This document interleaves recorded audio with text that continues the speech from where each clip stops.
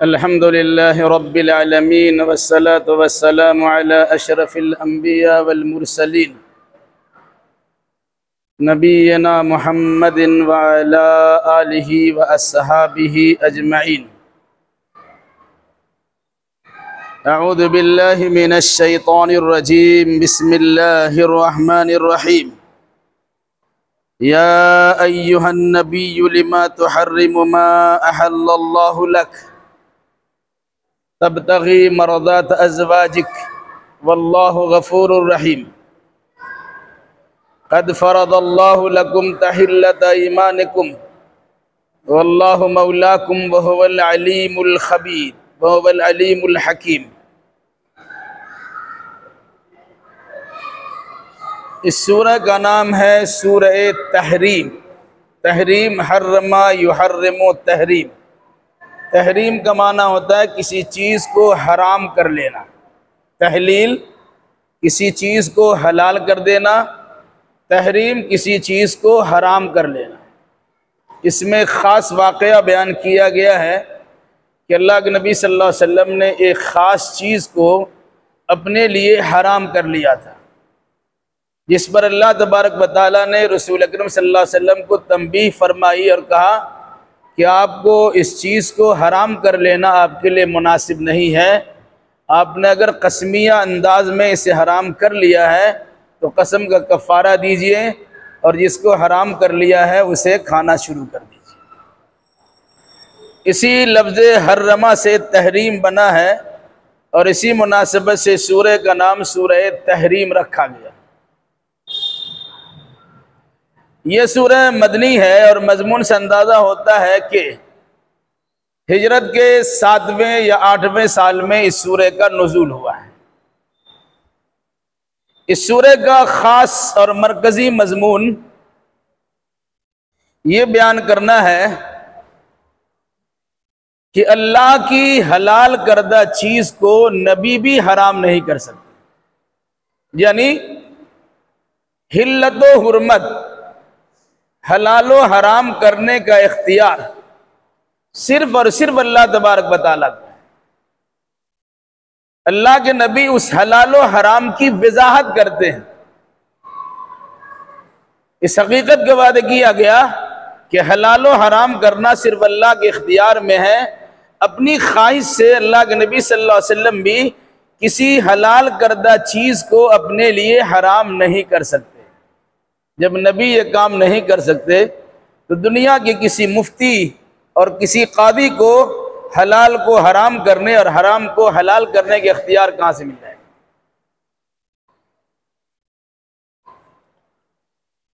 या अय्युहन नबिय्यु लिमा तुहर्रिमु मा अहल्लल्लाहु लक। ए नबी, आपने उस चीज़ को क्यों हराम कर लिया जिसे अल्लाह ने आपके लिए हलाल किया है।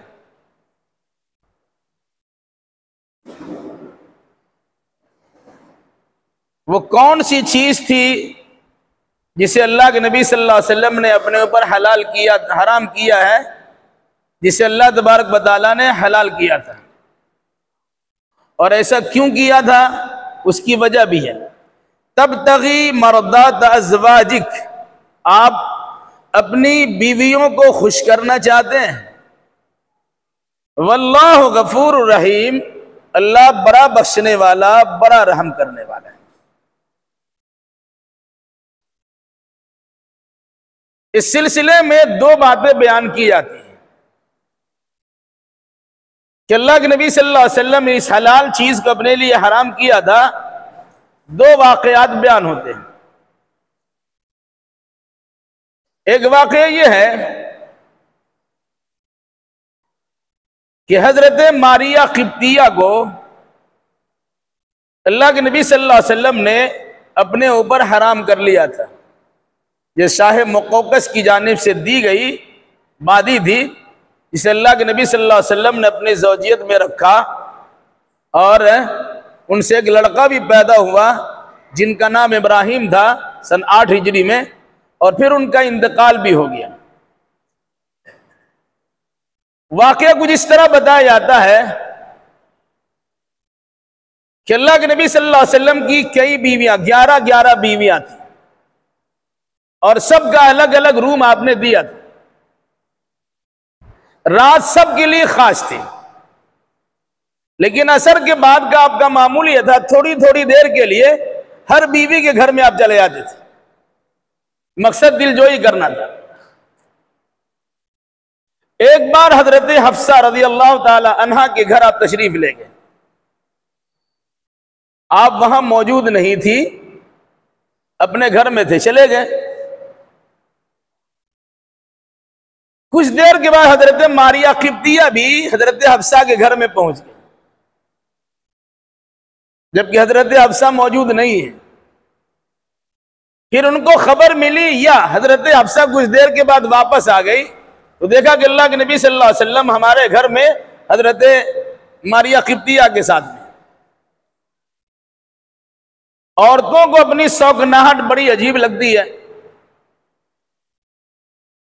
रसूल अकरम सल्लल्लाहु अलैहि वसल्लम की बीवियां भी औरत ही थी, उनके अंदर भी इंसानी फितरत है और खवातीन की फितरत है। हजरत हफ्सा ने इस माजरा को देखकर खफगी और नाराजगी का इजहार कर दिया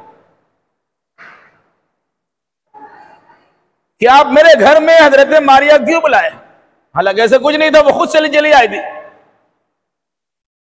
तो हजरत मारिया किब्तिया के आने पर हजरत हफ्सा को थोड़ी तकलीफ हुई और इसका इजहार अल्लाह के नबी सल्लल्लाहु अलैहि वसल्लम से कर दिया।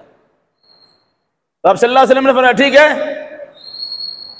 हम अपने लिए मारिया किब्तिया को आज से हराम कर लेते हैं और ये बात तुम किसी को मत बताना।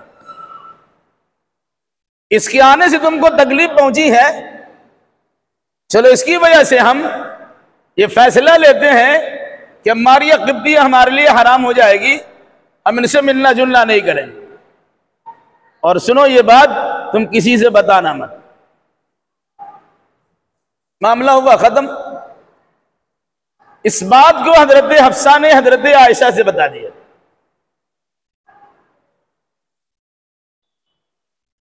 फिर अल्लाह तबारक व तआला की जानिब से इत्तला मिली कि आपने जो राज की बात अपनी बीवी को कही थी, उस बीवी ने आपके राज को राज नहीं रखा,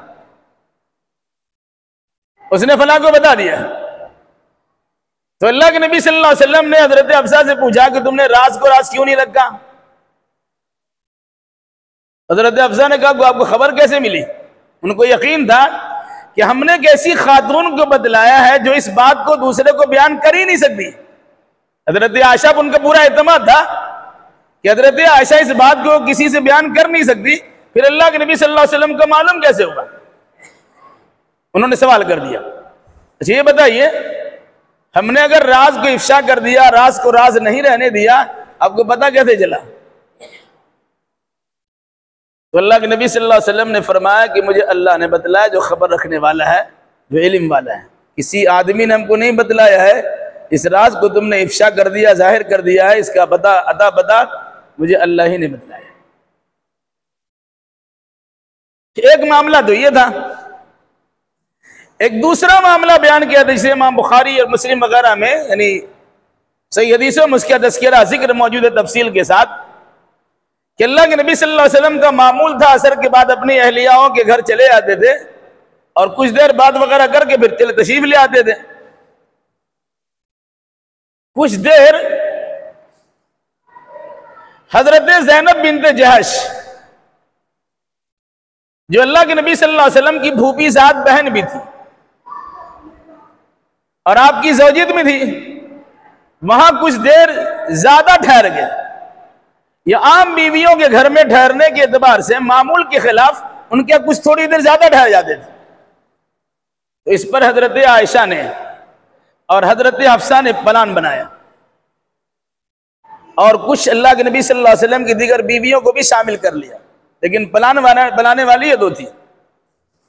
कहा सुनो, वहां जाकर इतनी ज्यादा देर तक ठहर जाते हैं जो हमें अच्छा नहीं लगता है, तो रोकने की एक सूरत है कि अल्लाह के नबी सल्लल्लाहु अलैहि वसल्लम तो बड़े नफासत पसंद है, वो खुशबू चाहते हैं, बदबू तो उनको पसंद नहीं है।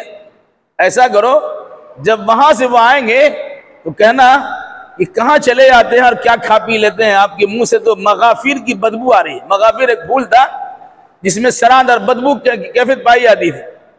ये कहने का मकसद ये था कि आपको जब बताया गया कि आपके मुंह से बदबू आ रही है तो फौरन आप वहां जाने से परहेज करेंगे, क्योंकि आपको खुशबू पसंद है, बदबू नहीं। इन दो बीवियों ने प्लान तैयार किया, हजरत हफ्सा ने जो हजरत उमर की बेटी है और हजरत आयशा ने जो अबू बकर सिद्दीक की बेटी है, दोनों बड़े बाप की बेटी है।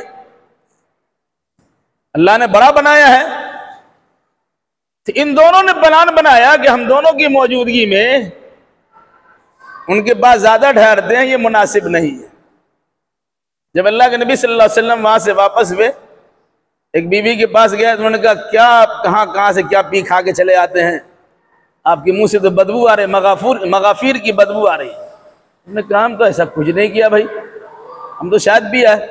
फिर दूसरी तीसरी ने भी यही कहा, हजरत आयशा ने, हजरत हफ्सा ने भी यही कहा। तो अल्लाह के नबी सल्लल्लाहु अलैहि वसल्लम को लगा कि शायद हो सकता है कि धोखा से कुछ ऐसी चीज पी गई होगी जिसमें बदबू है।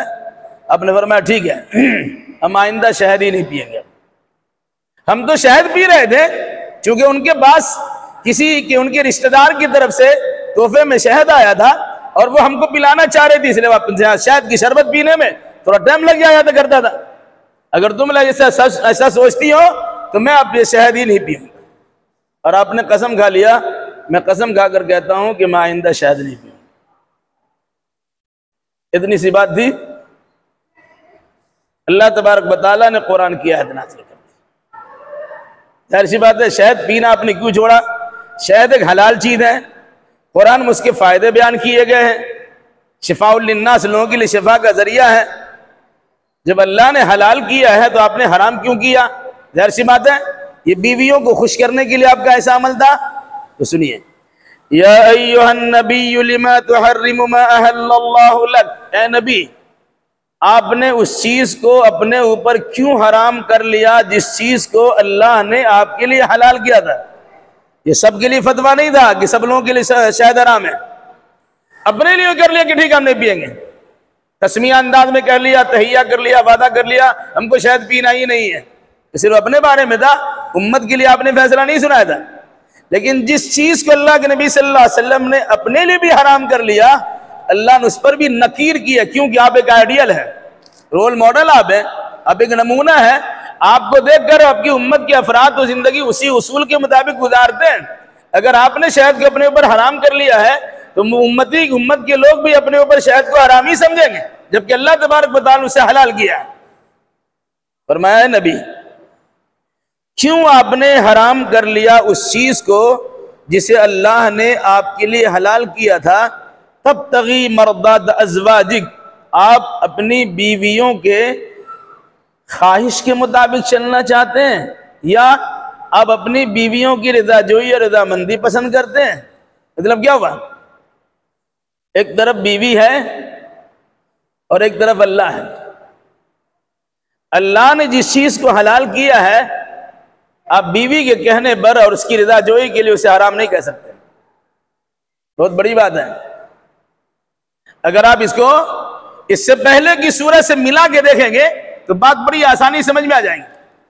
सूरत तलाक में एक तरीका बतलाया गया कि बीवी अगर आपको पसंद नहीं है तो अल्लाह उसके रसूल अल्लाह की जानिब से आपको इजाजत दी जाती है ऐसी बीवी को तलाक देती। एक तरफ तो बीवी को तलाक देने का तरीका बताया गया, दूसरी सूरत में क्या किया कि अगर अल्लाह के मुकाबले बीवी ज्यादा आपको पसंद है और आपने बीवी के कहने के मुताबिक अल्लाह की हलाल करदा चीज को हराम कर लिया है, ये भी मुनासिब नहीं है। यानी दरमियानी रास्ता बनाइए आप। जब तलाक देने की बारी आ जाए तो तलाक दी जा सकती है, जब हलाल को हराम करने की बारी आए तो अपनी जानिब से हलाल को हराम नहीं कर सकते हैं। अल्लाह अगर किसी चीज की वजाहत करे तो अलग सी बात है। फरमाया तब तगी मर्दात अज़वाजिक, आप अपनी बीवियों की खुशी को पसंद करते हैं और उसी खुशी के पसंद करने में या उसकी रजामंदी और रजाजोई में आपने अल्लाह की हलाल करदा चीज को अपने लिए हराम कर लिया, यह आपके लिए मुनासिब नहीं है। और बड़े अच्छे अंदाज में उसके अदाला फरमा दिया वल्लाहु गफूर रहीम, अल्लाह बड़ा बख्शने वाला, बड़ा रहम करने वाला है। मतलब क्या हुआ, आपसे भूल हुई है, आपसे लग़ज़िश हो गई है, इस लग़ज़िश का इज़ाला अल्लाह तबारक व तआला कर देता है, माफ़ कर देता है। लेकिन इसका ख्याल रखिएगा, किसी की खुशनुदी के हुसूल के लिए अल्लाह के फरमान के खिलाफ काम न करना। फिर क्या करना है? क़द फ़रज़ल्लाहु लकुम तहिल्लत ऐमानिकुम वल्लाहु मौलाकुम वहुवल अलीमुल हकीम। सुनिए, अल्लाह के नबी सल्लल्लाहु अलैहि वसल्लम समेत पूरी उम्मत को एक खिताब किया गया। अल्लाह ने तुम्हारे लिए तुम्हारे कसमों को तोड़ देना तुम पर वाजिब करार दिया है। किसी हलाल चीज को तुमने हराम कर लिया या किसी हराम चीज को तुमने हलाल कर लिया और कसमिया अंदाज में इसको बयान कर दिया, जब अल्लाह उसके रसूल के फरमान के मुताबिक वो चीज हलाल है या वो चीज हराम है, उसके खिलाफ अगर तुमने किया है तो तुम्हारी जिम्मेदारी बनती है कसम तोड़ो, कसम का कफ्फारा अदा।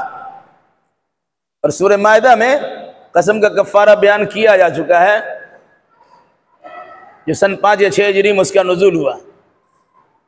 अगर किसी ने कसम खा लिया और उस कसम को तोड़ना है तो कहा एक गुलाम आजाद कर दो। एक गुलाम आजाद नहीं कर सकते हो तो 10 मिस्कीन को खाना खिलाओ या 10 मिस्कीन को कपड़ा पहनाओ। अगर ये काम नहीं कर सकते हो तो फिर 3 दिन का रोजा रखो। आपने कसम खा लिया तुमसे बात ही नहीं करेंगे, ऐसा कसम खाना जायज नहीं है। मोमिनों का मोमिन से रिश्ता नाता तोड़ना जायज नहीं। आपने कसम खा लिया तो कसम तोड़िए आप, यानी बात कीजिए और बात करने के बाद आप कसम का कफ्फारा अदा कर दीजिए। 10 मिस्कीन को खाना खिलाइए या 10 मिस्कीन को कपड़ा पहनाइए, और ये नहीं कर सकते हैं तो 3 रोजा। तो अल्लाह के नबी सल्लल्लाहु अलैहि वसल्लम के साथ सहाबा किराम को मुखातब करते हुए कहा गया, अगर किसी ने हलाल को हराम कर दिया है तो ये अल्लाह उसके रसूल के फरमान की खिलाफ वर्जी हुई है। तुम्हारे लिए जरूरी है क्या है? अल्लाह ने फर्ज कर दिया है तुम्हारे लिए तुम्हारे कसमों को तोड़ देना, यानी कसम का कफ्फारा अदा करके उसके खिलाफ काम करना आपके लिए जरूरी है। वल्लाहु मौलाकुम, अल्लाह तुम्हारा वलियो कारसाज है, मुमिद्दो मददगार है। क्यों?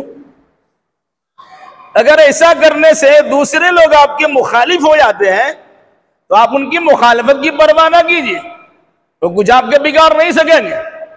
जिसका हामी और नासिर अल्लाह होगा, जिसकी देख रेख करने वाला अल्लाह होगा, उसे दुनिया की कौन ताकत नुकसान पहुंचा सकती है। इसलिए अब अल्लाह तबारक व तआला के फरमान के मुताबिक अमल कीजिए। बीवी नाराज रहे खुश रहे उसकी परवाह नहीं करनी है, परवाह अल्लाह के फरमान की करनी है। इसका यह मतलब नहीं है कि बीवी को हमेशा कुछ समझिए मत और नाराज करते रहे, नहीं। जायज़ चीज़ों में बीवी की खुशामद भी चाहिए और बीवी के साथ अच्छे ताल्लुकात चाहिए। नाजायज़ में न बीवी की बात मानी जा सकती है, न बेटे की बात मानी जा सकती है, हद तो यह कि न माँ बाप की बात मानी जा सकती है। यानी अल्लाह उसके रसूल के मुकाबले में पूरी दुनिया की बात नहीं मानी जा सकती। वहुवल अलीमुल हकीम, वो अल्लाह बड़ा इल्म रखने वाला, बड़ी हिकमत वाला है।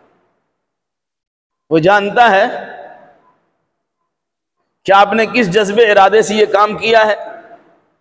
चूंकि आपने अल्लाह के फरमान की खिलाफ वर्जी की है, आप भी अल्लाह की ज़द में और अल्लाह की पकड़ में आ सकते थे, लेकिन अल्लाह तबारक व तआला हिकमत वाला है। हिकमत के तकादे के पेश नज़र सही मसाइल आपके सामने बयान करता है ताकि आपकी उम्मत उससे रहनुमाई हासिल कर सके। वइज़ा सर्रन नबिय्यु इला बअज़ अज़वाजिही हदीसा, उस वक्त को याद कीजिए जब नबी ने अपनी बाज बीवी से चुपके चुपके बात बयान की। असर्रा राजदारी के साथ, हदीसा एक हदीस बयान की, एक बात बयान की। यहां इस आयत में अल्लाह के नबी सल्लल्लाहु अलैहि वसल्लम की बात को हदीस से ताबीर किया गया। कुरान को भी अल्लाह ने हदीस कहा है और अल्लाह के नबी सल्लल्लाहु अलैहि वसल्लम की बात को भी अल्लाह ने हदीस कहा है।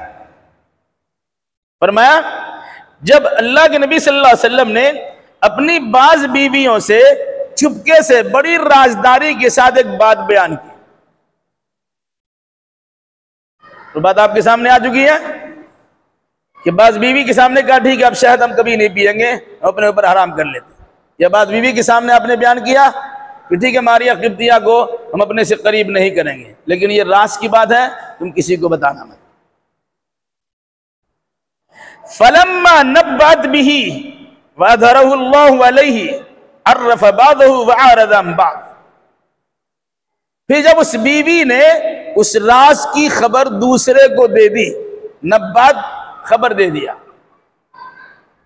जिस बीवी के सामने बात बयान हुई थी कि मारिया किब्तिया को अपने करीब नहीं करेंगे या शहद को मुंह नहीं लगाएंगे, जिस बीवी के सामने ये बात कही थी और कहा थी इसे रात में रखना, किसी को बताना मत, उन्होंने इस बात को जो अल्लाह के नबी सल्लल्लाहु अलैहि वसल्लम की राजदारी में हुई थी, उन्होंने अल्लाह के नबी सल्लल्लाहु अलैहि वसल्लम की दूसरी बीवी को बतला दिया। वअज़हरहुल्लाहु अलैहि, इस वाकया को अल्लाह ताला ने अल्लाह के नबी सल्लल्लाहु अलैहि वसल्लम पे जाहिर कर दिया। आप तो चुपके से बात कर रहे थे, लेकिन आपकी बीवी ने तो उसको राज नहीं रखा, दूसरे को तो बता दिया है। अर्रफ़ बादहु वअरज़ अन बाद, फिर अल्लाह ने जो जाहिर किया, बहुत सारी बातें अल्लाह ने बयान की। अल्लाह के नबी सल्लल्लाहु अलैहि वसल्लम ने अपनी बीवी के सामने बात चीज का तज़किरा किया और बात चीज को टाल दिया, यानी सारी तफसीलात नहीं बताया कि अल्लाह ने ये बताया ये बताया ये बताया, कुछ बताया नहीं, बल्कि कहा कि तुमने हमारे राज को जाहिर कर दिया, इतनी बात बयान करके बात आगे बढ़ा दी। जब बीवी ने कहा आपको कैसे पता चल गया, किसने बता दिया, उन्होंने ये भी नहीं कहा बीवी ने कि हमने किसी से नहीं कहा है, कह सकती थी हमने नहीं कहा है, सवालिया अंदाज में कहा कि किसने आपको खबर दिया है। तो अल्लाह के नबी ने फरमाया किसी ने खबर नहीं दिया है, हमें अल्लाह ने खबर दिया है जो बड़ा इल्म वाला है, बड़ी खबर रखने वाला है, उसकी बात पे शक व शुबा की गुंजाइश नहीं है। जो दूसरा लगाने बुझाने काम करता तो समझ में आता है, या तो अल्लाह तबारक व तआला की जानिब से बात हमें बतलाई गई है। किसी इंसान पे तुम शक मत करना कि जिसको तुमने बयान कर दिया है उसने हमको चुगली कर दी, हमें बता दिया, उसके बारे में ऐसा सोचना मत। फलम्मा नब्बाहा बिही क़ालत मन अंबा कहादा, फिर जब अल्लाह के नबी सल्लल्लाहु अलैहि वसल्लम ने इस वाकया की खबर उस बीवी को दिया, क़ालत मन अंबा कहादा, उस बीवी ने कहा किसने आपको इसकी खबर दी है। तो आप कहते हैं कि तुमने मेरे राज को राज नहीं रखा, ये खबर आपको कहां से मिली है। तो अल्लाह के नबी सल्लल्लाहु अलैहि वसल्लम ने जवाब क्या दिया, क़ाला नब्बानी अल अलीमुल खबीर, मुझे तो उस अल्लाह ने खबर दिया है जो इल्म रखने वाला और खबर रखने वाला, मामलात के सारे मामलात को पूरी तरह खबर रखने वाला अल्लाह और मुकम्मल इल्म रखने वाला अल्लाह ने मुझे बतलाया है, इसमें शक व शुबा की कोई गुंजाइश ही नहीं है। तुमने ऐसा किया है कि नहीं किया तुम समझ लो। हमने तुम्हारे सामने एक बात रखी, राज की बात रखी, तुमने उसको राज नहीं रह दिया, तुमने उसके इफ्शा कर दिया, जाहिर कर दिया। फिर इस पर अल्लाह तबारक व तआला ने आयत नाज़िल की, क्या कहा, इन ततूबा इलल्लाहि फ़क़द सग़त क़ुलूबुकुमा व इन तज़ाहरा अलैहि फ़इन्नल्लाह हुवा मौलाहु व जिब्रीलु व सालिहुल मुअमिनीना वल मलाइकतु बअद ज़ालिका ज़हीर। इस आयत का दो तर्जमा किया गया, इन ततूबा इलल्लाह फ़क़द सग़त क़ुलूबुकुमा, अगर तुमने तौबा कर लिया तो तुम्हारे हक में बेहतर है, क्योंकि इससे पहले तुम्हारे दिल टेढ़े हो चुके थे। ये उन दो बीवियों का खिताब है, हजरत आयशा और हजरत हफ्सा को, यानी तुम दोनों ने जो प्लान बनाया था, इस प्लान बनाने से तुमको तौबा करना चाहिए, क्योंकि जब तुम्हारा दिल टेढ़ा हुआ, दिल में मैल कुचैल जमा हो गया और शौकनाहट की खराबी तुम्हारे अंदर पैदा हो गई, तुमने इस किस्म की चीजें करना शुरू कर दिया था। ऐसा करो, बेहतर तुम्हारे यही है कि इस किस्म की नफरत को और कीना कपट को, बग़्ज़ व इनाद को, हसद और जलन को अपने अंदर से निकालो। और निकालने की जरूरत क्या होगी, उसे खुरिज के निकालो और तौबा कर लो, आइंदा ऐसा नहीं करें। दूसरा तर्जुमा क्या है, इन ततूबा इलल्लाह फ़क़द सग़त क़ुलूबुकुमा, अगर तुम दोनों तौबा कर लेते हो तो तुम दोनों के दिल तो अब अल्लाह की तरफ माइल हो ही चुके हैं, यानी तुम्हें अपनी गलती का एहसास हो चुका है, अब तुम्हें तौबा कर ही लेना चाहिए कि हमने जो किया गलत किया, क्योंकि जो हम कर रहे थे, जो हमने छिपाया था, जो हमने एक दूसरे को बताया था, किसी तीसरे को नहीं बताया, उसे अल्लाह तबारक व तआला ने जाहिर कर दिया। तुमको तो एहसास हो गया कि हमारी कोई हरकत अल्लाह से मख्फी पोशीदा नहीं है, वो बता ही देता है। इस बुनियाद पर अगर तुम दोनों तौबा कर लेते हो और तुम्हारा दिल चूंकि अल्लाह के फरमान को मानने के लिए माइल हो ही चुके हैं, तो तुम्हें तौबा कर लेने ही में आफियत है। तौबा कर लेना चाहिए। जो दिल से कर चुके हो, अब जबान से भी उसका इजहार कर। और अगर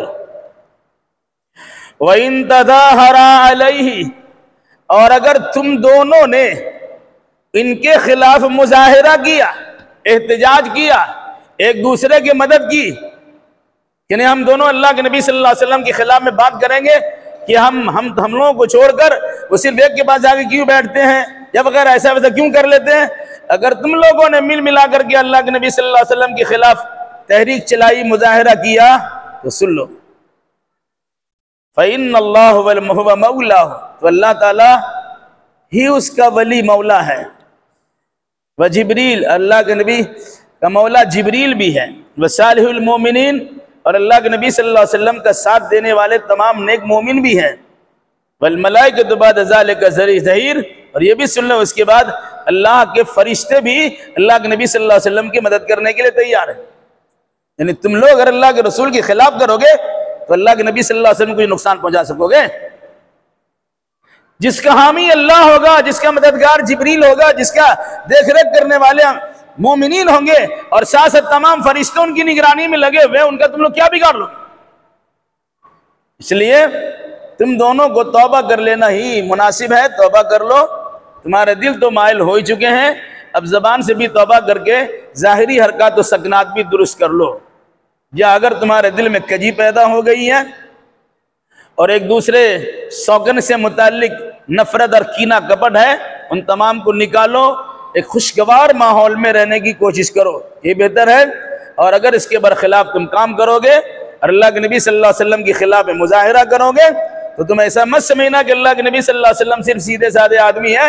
अल्लाह तबारक व तआला उनका साथ देने के लिए तैयार है, और फरिश्ते भी साथ देने के लिए तैयार है, मोमिनीन भी साथ देने के लिए तैयार है, और जिब्रील अमीन भी उनका साथ देने के लिए तैयार है। अंदाजा लगा लो, जब ये सबका साथ अल्लाह के नबी को मिल जाएगा, तुम अल्लाह के नबी को कुछ तकलीफ पहुंचा सकोगे। इसलिए इस किस्म का ख्याल ही मत करना। और सुनो,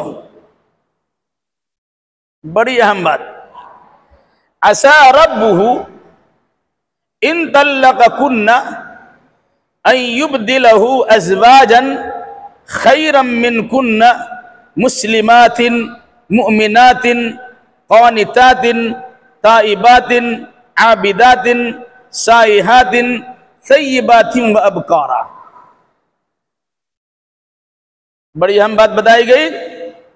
उम्मीद है या करीब है कि इनका रब, अल्लाह के नबी सल्लल्लाहु अलैहि वसल्लम का रब, इन तल्लक़कुन्ना, अगर ये तुम तमाम औरतों को तलाक दे दे। ए नबी की बीवियों सुनो, अगर मोहम्मद सल्लल्लाहु अलैहि वसल्लम अपनी तमाम बीवियों को तलाक दे दे, तो ऐसा नहीं है कि अल्लाह के नबी सल्लल्लाहु अलैहि वसल्लम की ज़ौजियत में कोई औरत और नहीं आएगी, तो दूसरे घर वाले अपनी बेटी को देना गवारा नहीं करेंगे। सुनो, अगर ये तुम लोगों को तलाक दे दे, तो उम्मीद है कि अल्लाह ताला इसके बदले में दूसरी बीवियां उनको अता फरमा देंगे। अन युब्दिलहु अज़वाजम खैरम मिनकुन्ना, उन्हें तुमसे बेहतर बीवियां अता कर सकता है।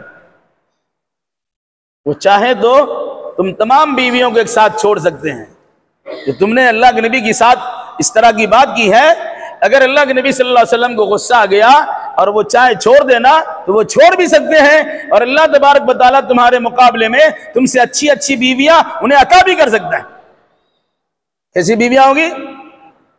मुस्लिमात, इस्लाम वाली, मोमिनात, ईमान वाली, कानितात, फरमा बरदारी करने वाली, ताइबात, तौबा करने वाली, आबिदात, इबादत करने वाली, साइहात, रोजा रखने वाली, सय्यिबातिन व अबकारा, वो बीवियां चाहे बाकरा हो चाहे सय्यिबा हो। सय्यिबा कहते हैं वो औरत जो शौहर देख चुकी है, चाहे तलाक हो गई हो चाहे शौहर की वफात हो चुकी हो, ऐसी औरत को सय्यबा कहा जाता है, और बाकरा वो औरत जिसका अभी निकाह नहीं हुआ उसे बाकरा कहा जाता है। तो कहा अल्लाह तबारक व तआला तुम्हारे मुकाबले में अपने नबी को सय्यबा और बाकरा, शौहर दीदा, बेनिकाही और निकाह वाली, जिसको तलाक हुई हो या वफात शौहर पा चुका हो, ऐसी औरतें भी और बेबियाही बेनिकाही औरतें, कुंवारी औरतें भी अल्लाह के नबी सल्लल्लाहु अलैहि वसल्लम को अल्लाह तबारक व तआला ज़ौजियत में दे सकता है।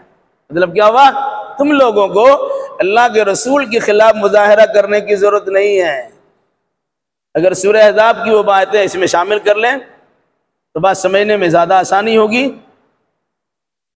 कि एक मरतबा अल्लाह के नबी सल्लल्लाहु अलैहि वसल्लम की बीवियों ने अल्लाह के नबी सल्लल्लाहु अलैहि वसल्लम से मुतालबा किया कि पहले गुर्बत व इफलास की ज़िंदगी गुजर रही थी, लेकिन अब तो माल गनीमत आपके पास आता ही है, जिस तरह दूसरे लोगों को बंटवारा करते हैं उस तरह हमें भी दिया जाए, हमारी भी खुशहाली होनी चाहिए। कब तक हम गुर्बत व इफलास की ज़िंदगी गुजारेंगे? तो अल्लाह के नबी सल्लल्लाहु अलैहि वसल्लम ने कहा, सुनो, जैसे हम रखते हैं वैसे रहोगे तो ठीक है, अगर इससे ज़्यादा मुतालबा करते हो तालन उसर्रिहकुन्न सराहन जमीला, तो मैं तुम सबों को अच्छे अंदाज में रुखसत कर देता हूँ।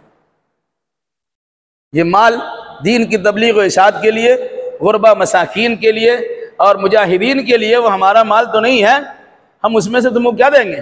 फिर हमारे पास जो भी आता है, हमारे पास और बहुत सारे लोग हैं जिनके देने के लिए, तुमको ज़िंदगी हमारे अंदाज में गुजारनी है। अगर इसमें खुश हो तो ठीक है, और अगर दुनियादारी चाहते हो तो सुनो, तमाम बीवियों से कहा,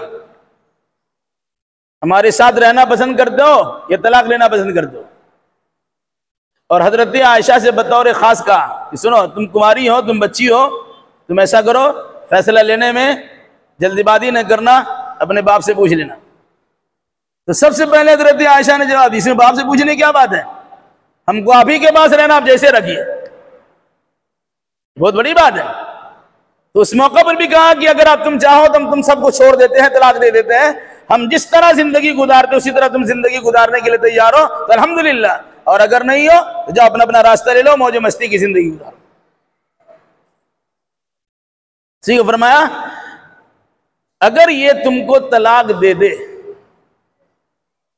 तो उम्मीद है कि इनका रब इनको तुम औरतों के मुकाबले में बेहतरीन औरतें अता कर दे, इनकी बीवी के तौर पर दूसरी अच्छी औरतें जो ईमान वाली भी होंगी, इस्लाम वाली भी होगी, फरमा बरदार भी होगी, तौबा इस्तिगफार करने वाली भी होंगी, इबादत गुजार भी होंगी, रोज़ा रखने वाली होंगी, उसमें बाकरा और सय्यबा भी होंगी। ऐसी औरतों से अल्लाह के नबी सल्लल्लाहु अलैहि वसल्लम को अल्लाह तबारक व तआला निकाह करा दे। मतलब क्या हुआ, इन आयात में अहले ईमान को कुछ अहम चीज़ों की तरफ इशारा करते हुए तालीम दिया है अल्लाह ने। एक बात तो यह है, अल्लाह की जानिब से सिर्फ कुरान ही नहीं उतरता था, बल्कि अल्लाह की जानिब से अल्लाह के नबी सल्लल्लाहु अलैहि वसल्लम के दिल में खास बातें भी डाली जाती थी।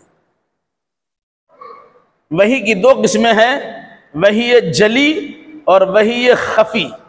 वो वही जो जाहिर है कुरान की शक्ल में, वो वही जो छुपी हुई है अल्लाह के नबी सल्लल्लाहु अलैहि वसल्लम के दिल में उतारे जाने की शक्ल, या फिर वही की दो किस्में बताई गई, वही मतलू और वही गैर मतलू।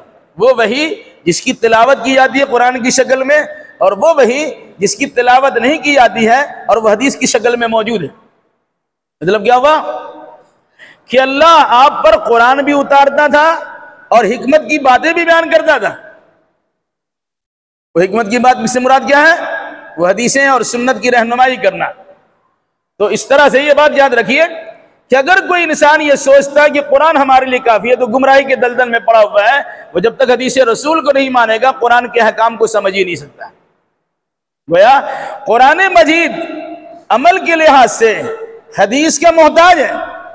जब तक हदीस उसकी तशरीह नहीं ली जाएगी, इंसान कुरान पर अमल ही नहीं कर सकता। कुरान का अक़ीमुस्सलाह, नमाज कायम करो, कहाँ से 5 वक्त की नमाज लाइएगा, और कहाँ से फजर ज़ोहर असर मगरिब इशा निकालिएगा, और कहाँ से फजर की 2 रिकात और असर ज़ोहर की 4 रिकात और असर की 4 रिकात और मगरिब की 3 रिकात और इशा की 4 रिकात, और फिर सुन्नतें और वितर कहाँ से लाएंगे? ये सारी चीज़ तफसीलात तो आपका हदीस में। इस लिहाज से जितने भी बातिल और गुमराह फिरके हैं उन तमाम ने सबसे पहले हदीस का इनकार किया है कि हदीसी से उनका पर्दाफाश होता है और हदीसी से उन पर जद पड़ती है। इस मुनासिबत से हदीस ये कहकर इनकार करा दिया कि हम जैसे इंसान ने हदीस को जमा किया कैसे मान लिया जाएगा।